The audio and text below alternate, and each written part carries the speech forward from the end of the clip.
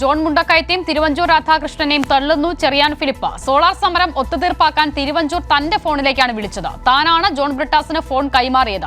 ജോൺ ബ്രിട്ടാസ് വിശദീകരിച്ച കാര്യങ്ങൾ പൂർണ്ണമായും ശരിയാണെന്നും ചെറിയാൻ ഫിലിപ്പ് പറഞ്ഞു.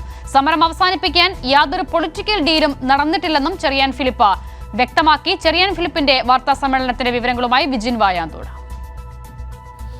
സോളാർ സമരം ഒത്തുതീർപ്പാക്കാൻ ജോൺ ബ്രിട്ടാസ് ചെറിയാൻ ഫിലിപ്പിന്റെ ഫോണിൽ നിന്നും തന്നെ വിളിച്ചു എന്നായിരുന്നു തിരുവഞ്ചൂർ രാധാകൃഷ്ണന്റെ വാദം. ചില പുകമറ സൃഷ്ടിക്കാനുള്ള വാക്കുകളും തിരുവഞ്ചൂർ രാധാകൃഷ്ണന്റെ ഭാഗത്തു നിന്നുണ്ടായി. എന്തു തരത്തിലുള്ള സംസാരമാണ് നടന്നതെന്ന കാര്യം ഇപ്പോൾ പറയാൻ കഴിയില്ല എന്ന സംശയം ഉളവാക്കുന്ന ചില വാക്കുകളും തിരുവഞ്ചൂർ രാധാകൃഷ്ണൻ മുന്നോട്ട് വെച്ചു. ഞാൻ ഒരു കാര്യം പറയാം.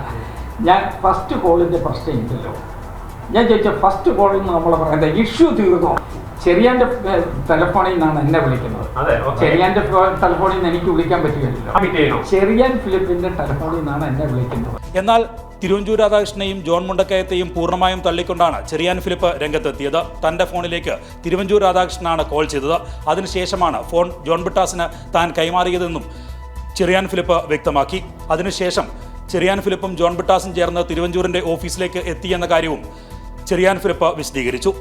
ആ സമയത്ത് ജോൺ ബ്രിട്ടാസിൻ്റെ മുറിയിലാണ് ഞാൻ ഉണ്ടായിരുന്നത്. എൻ്റെ ഫോണിൽ തിരുവഞ്ചൂർ രാധാകൃഷ്ണനാണ് സംസാരിക്കുന്നത് എന്ന് പറഞ്ഞപ്പോൾ ജോൺ ബ്രിട്ടാസും തിരുവഞ്ചൂർ രാധാകൃഷ്ണനും തമ്മിലുള്ള ഫോൺ വിളിക്ക് ഞാനാണ് സന്ദർഭമൊരുക്കിയത്. ഞാൻ പറഞ്ഞതനുസരിച്ചാണ് ജോൺ ബ്രിട്ടാസ് അതിൽ പങ്കാളിയായത്.